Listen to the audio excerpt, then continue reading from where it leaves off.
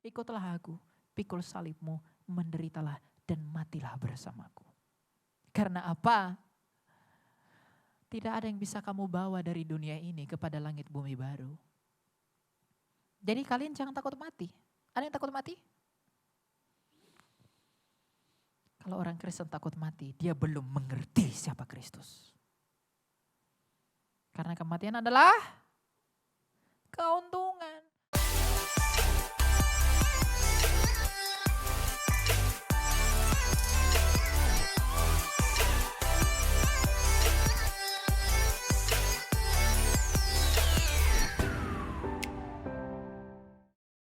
Shalom. Sekali lagi shalom. Kurang kuat. Shalom. Oke. Topik kita pada hari Elia Myron Your Calling. Oke. Hari ini kita akan belajar firman Tuhan dari Kisah Rasul 4 ayat 12. Lagi dan lagi kemanapun saya pergi, saya akan selalu bawa ayat ini dan saya akan menurunkan tema. Mengapa harus Yesus? Jadi pada hari ini di Gereja Harmoni kita akan belajar mengapa kamu harus beriman kepada Kristus. Banyak di antara kita mungkin percaya kepada Kristus karena memang Anda terlahir dari keluarga Kristen. Atau karena ikut-ikutan dan lain sebagainya. Ada yang belum dibaptis? Apakah ada yang belum dibaptis? Boleh tunjuk tangan. Semua sudah dibaptis. Yang tidak tunjuk tangan? Ada yang belum dibaptis tapi tidak mau tunjuk tangan?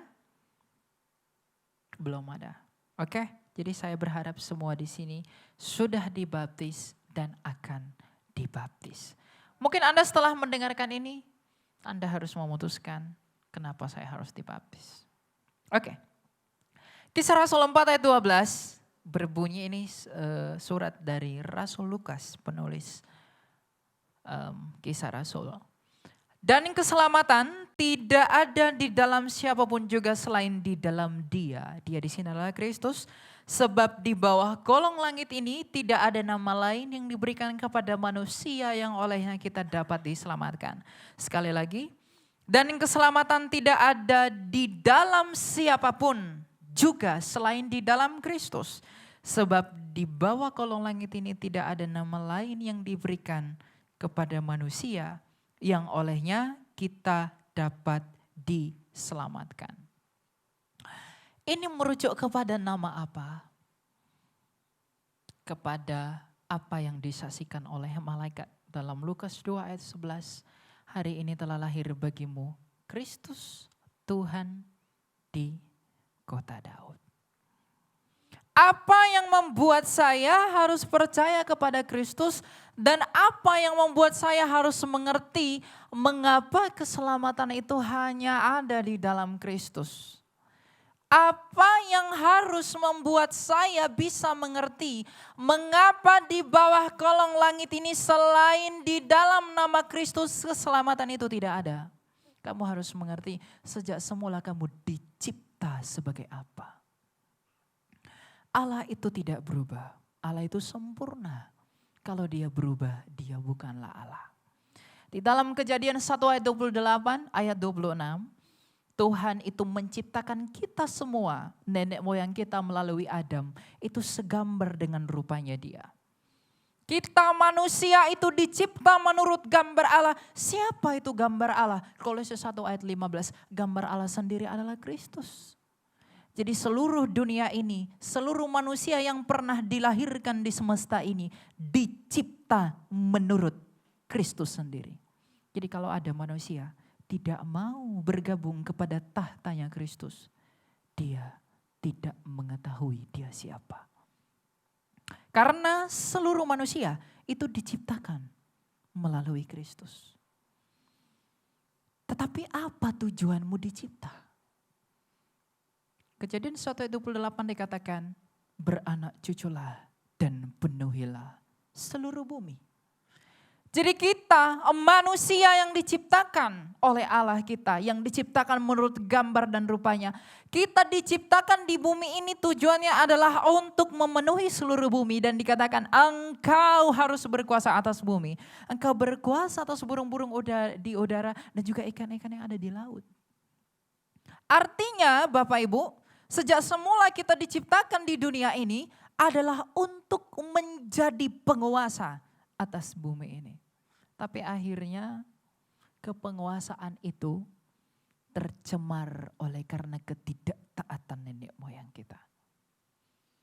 Dengan berdosanya Adam, dengan jatuhnya dia ke dalam dosa, maka seluruh keturunan itu menjadi cemar, menjadi rusak. Tuhan berkata, jangan kamu makan buah yang ada di pohon pengetahuan itu. Anda jangan berpikir bahwa karena buah itu sakti, maka ketika dia dimakan kita jadi berdosa.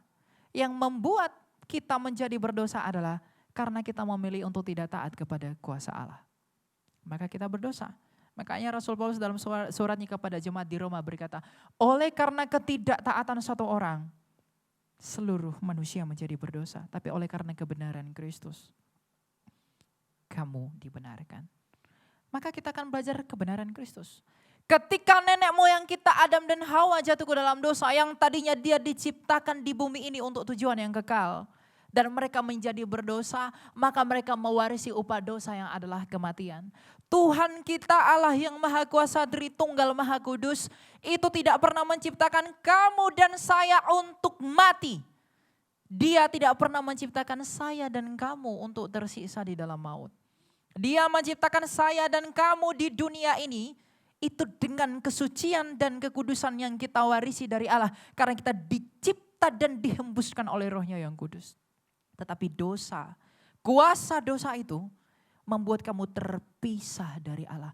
Maka ketika manusia itu berdosa, dia terusir dari hadirat Allah dan disuruh pergi dari Taman Firdaus itu. Ketika manusia itu sudah jatuh ke dalam dosa, maka sakit, penyakit, penderitaan, kesusahan, duka cita, ratap tangis dialami oleh manusia. Anda berpikir sampai sekarang Anda bekerja cari duit untuk makan itu karena apa? Karena dosa. Anda sakit itu Anda berpikir karena apa? Karena dosa. Sekaya apapun orang, dia pasti mengeluh. Itulah upah dosa. Dan siapakah yang luput dari dosa di semesta ini? Siapakah yang lepas dari dosa di semesta ini? Siapakah yang tidak pernah menderita di dunia ini? Semua orang telah mengalami kenyataan yang pahit bahwa kita semua menderita oleh karena dosa. Maka karena kepahitan dari dosa itu, kita semua harus mati di bawah kuasanya. Karena kita memilih untuk tidak taat kepada Allah. Maka kabar baiknya, ketika manusia itu jatuh ke dalam dosa, yang Tuhan janjikan itu adalah Mesias. Tuhan tidak berkata kepada Adam dan Hawa, aku akan memberikanmu sebuah agama yang harus kamu yakini agar kamu selamat.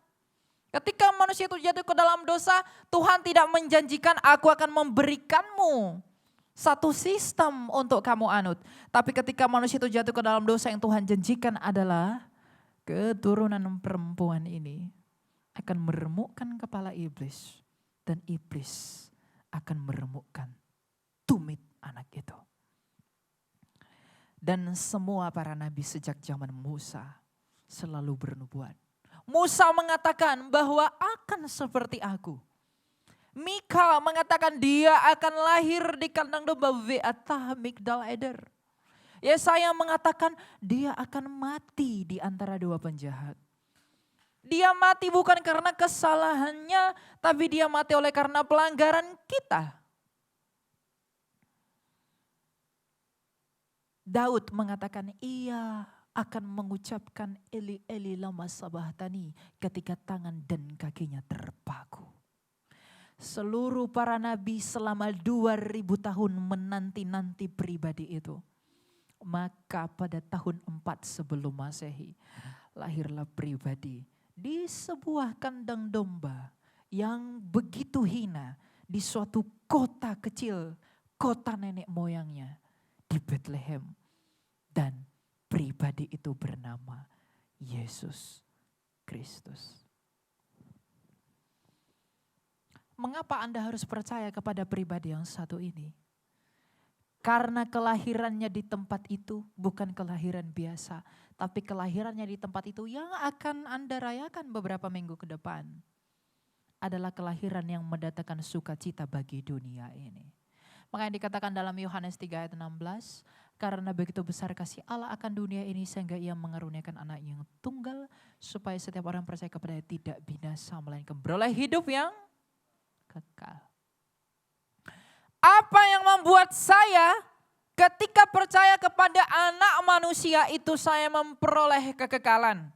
Apa yang membuat saya ketika saya percaya kepada hadiah dari Allah itu, saya memperoleh hidup?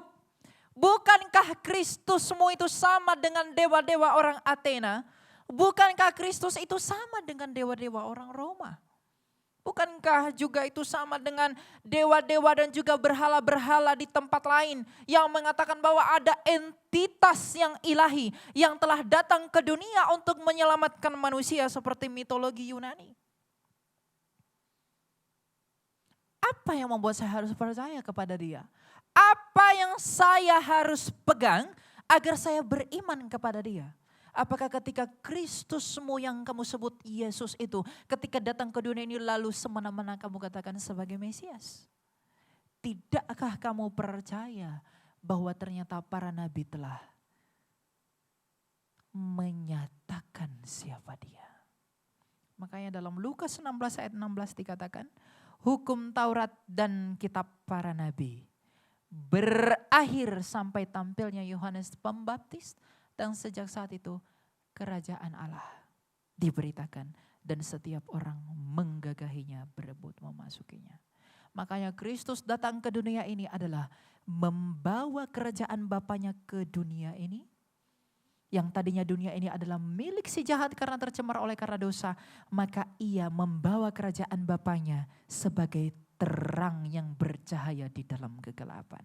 Makanya Kristus berkata, akulah terang dunia. Jadi ketika Anda tahu bahwa dunia ini sudah begitu berdosa dan Anda harus mati karena dosa itu, maka Anda harus datang kepada Dia yang menuntun kamu kepada terang. Dan bagaimana saya tahu bahwa Kristusmu itu adalah terang? Bagaimana saya tahu bahwa Yesusmu itu adalah terang? Kamu tahu bahwa Dia adalah terang karena Dia telah mengalahkan kegelapan itu. Bagaimana cara Tuhan mau mengalahkan kegelapan itu? Dia dengan masuk ke dalam gelap melalui kematiannya. Namun ia hidup kembali.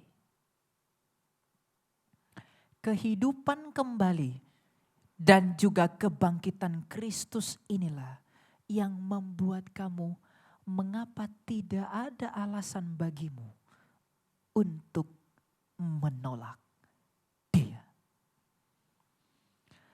Siapakah yang sama seperti Kristus? Adakah yang sama seperti Dia yang telah mati namun hidup kembali? Seluruh agama dan kepercayaan di dunia ini, mereka mengatakan saya akan membawa kamu kepada sorga. Saya akan menawarkan kamu tempat yang nyaman. Saya akan membawakan kamu kepada taman yang begitu indah. Seluruh dunia ini, semua manusia di semesta ini, setiap orang yang dilahirkan dari perempuan itu mengaku bahwa mereka begitu bersalah. Dan hati nurani mereka turut bersaksi dan menuntut mereka bahwa semua dari mereka itu bersalah. Dan mereka berdosa dan mereka harus dihukum karena dosa itu. Tapi adakah yang seperti Kristus?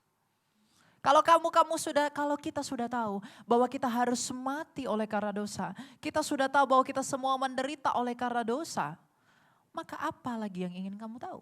Kalau kamu sudah tahu kamu harus mati karena dosa, apakah kamu tetap ingin bodoh di dalam kematian itu? Jadi kalau ada yang menawarkan kamu hidup, tetapi dia sendiri tidak hidup, maka itu hanya tong kosong.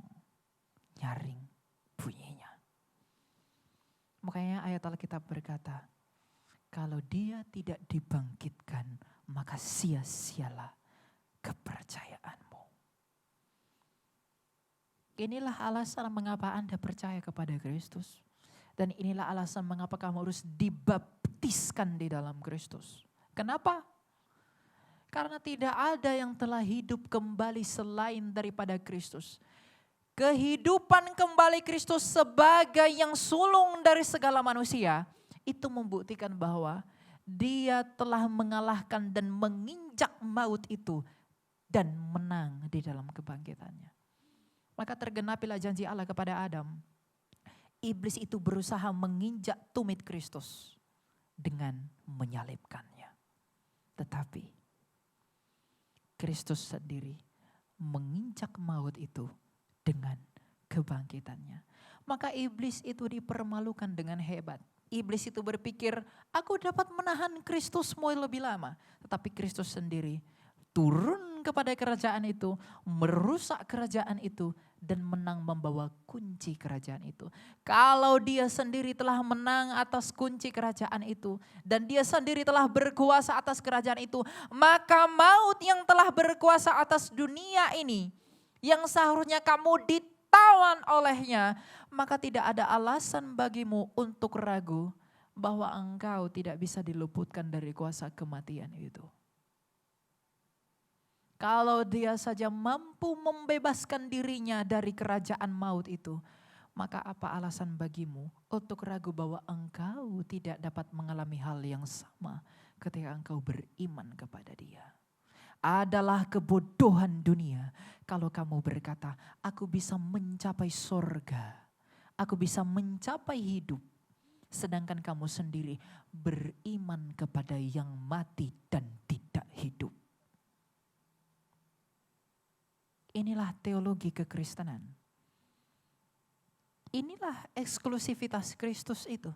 Inilah cara Tuhan menunjukkan kepada dunia. Dan inilah cara Tuhan itu memporak-porandakan hikmat dan filsafat dunia ini bahwa tidak ada yang seperti anak tunggalku itu. Siapakah dan di manakah kamu temui yang seperti dia? Adakah kamu temui di tempat lain yang seperti Kristus? Makanya kalau ada orang Kristen liberal berkata, gak apa-apalah, kita semua selamat. Gak perlu jadi Kristen, yang penting baik. Selamat kita. Lalu dia berbicara atas nama kasih. Saya mengatakan, kau saudaraku, meskipun tidak percaya kepada Kristus, engkau tetap selamat. Itu atas kasih dari setan, bukan dari Allah. Kristus sendiri dalam Yohanes 8 ayat 24 berkata, jikalau engkau tidak percaya bahwa I am He.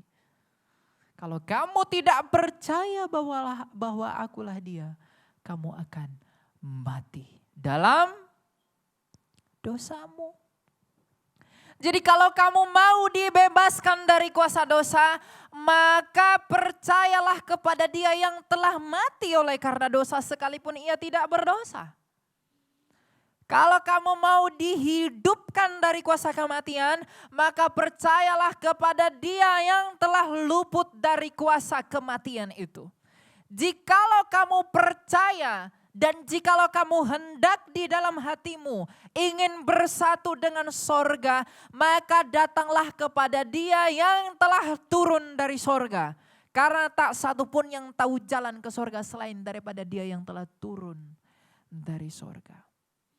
Jikalau engkau tidak mau serupa dengan dunia ini, maka ikutilah dan taatilah di dalam kerendahan hatimu apa yang dinyatakan pribadi dia yang tidak dari dunia ini. Karena dia berkata, aku bukan dari dunia ini, kamu dari dunia ini. Aku dari atas, kamu dari bawah. Lantas jikalau demikian saya telah mengetahui mengapa saya harus percaya kepada Kristusmu itu. Saya sudah tahu mengapa saya harus percaya kepada Tuhanmu itu. Yesus Kristus, Raja alam dan semesta. Apa yang harus saya lakukan? Yang pertama, Matius 28 ayat 18-19. Baptiskan dirimu. Hendaklah kamu merendahkan hatimu dengan memberi dirimu dibaptis di dalam nama Bapa dan Anak dan Roh Kudus, Allah yang esa. Saya tidak mau jadi Kristen, kenapa? Ribet. Saya tidak mau jadi Kristen, kenapa? Repot.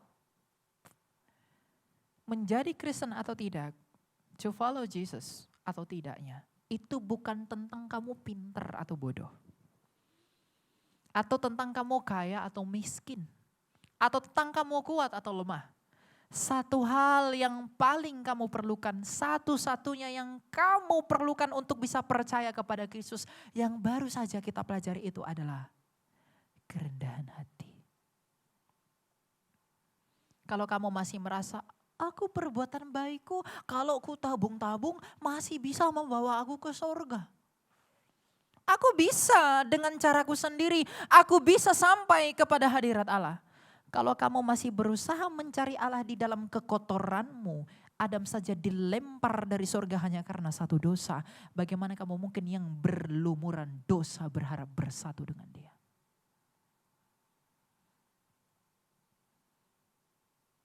Mungkinkah?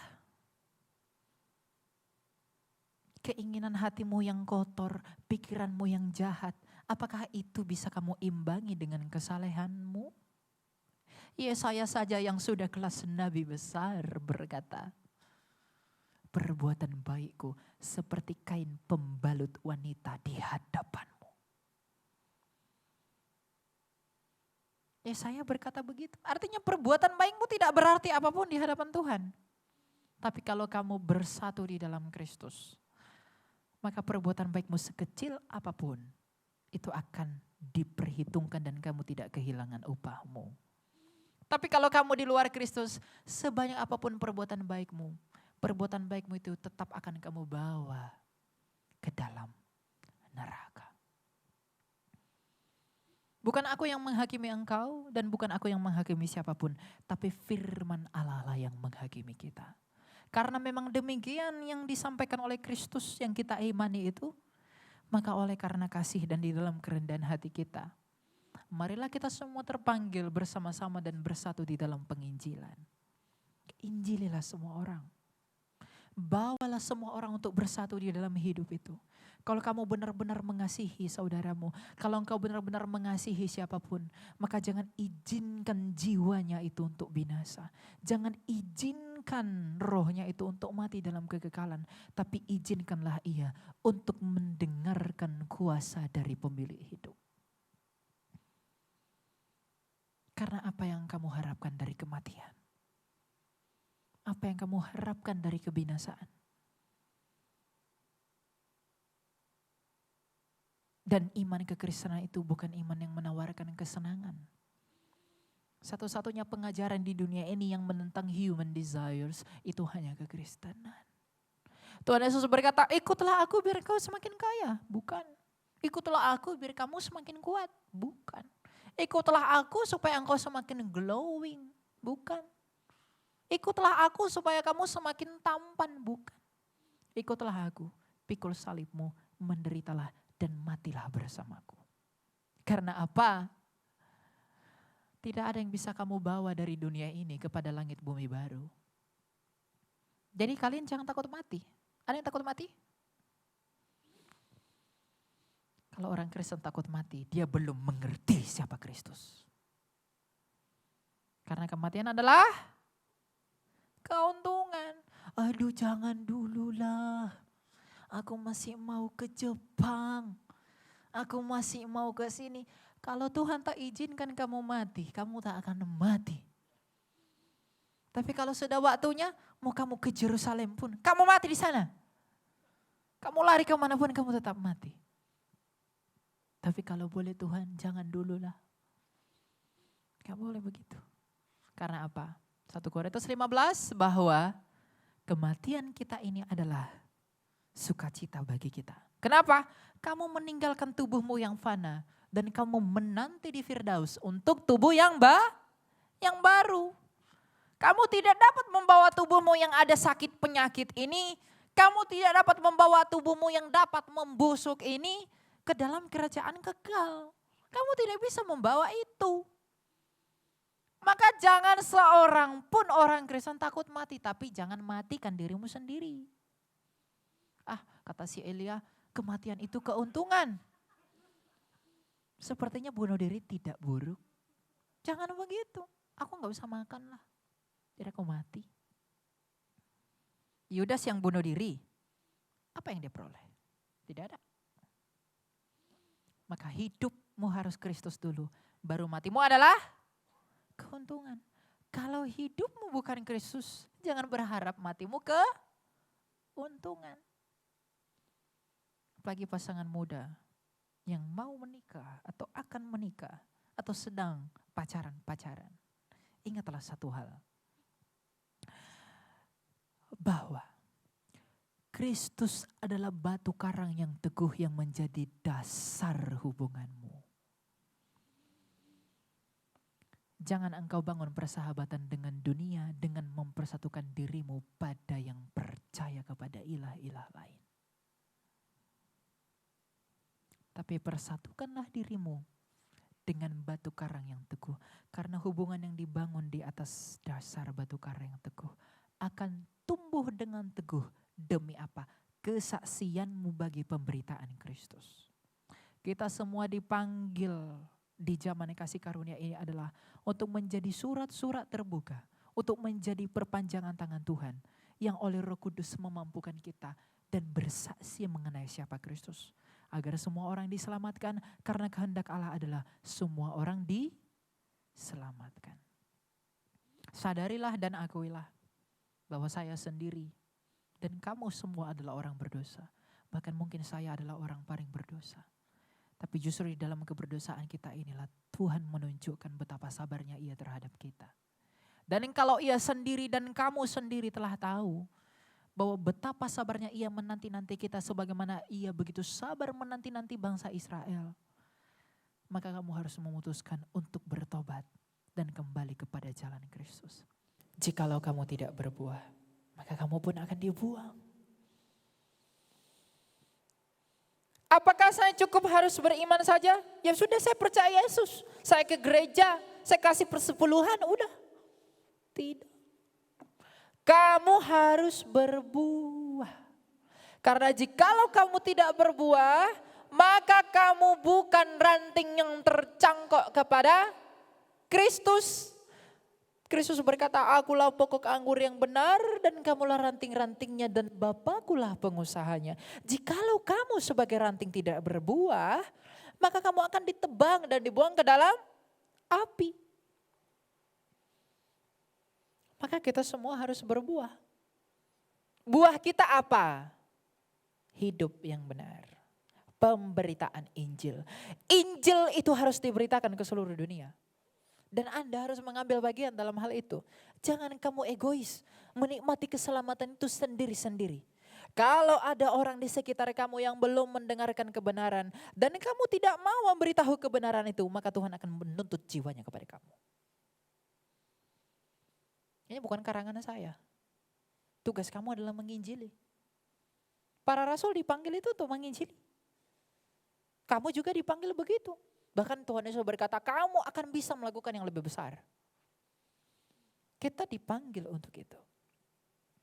Jadi kuasa Kristus yang telah mempersatukan kita dengan Sang Bapa di dalam kasih karunia-Nya melalui penebusannya dengan menumpahkan darahnya di atas kayu salib. Itu menjadi kebanggaanmu yang tiada berkesudahan. Artinya salib Kristus itu adalah kebanggaanmu. Jangan bertepuk dada karena engkau kaya. Jangan bertepuk dada karena engkau pintar. Jangan engkau bertepuk dada karena engkau kuat.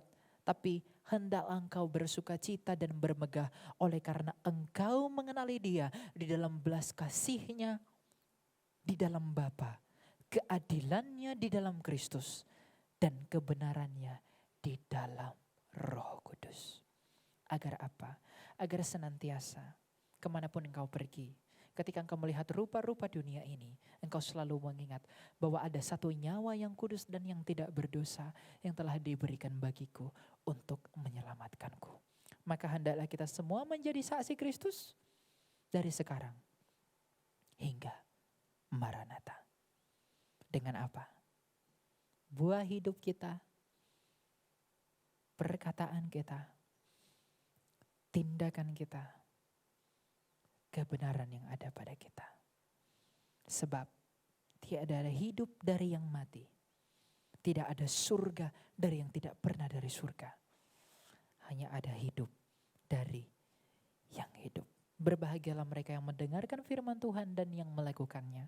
Karena mereka yang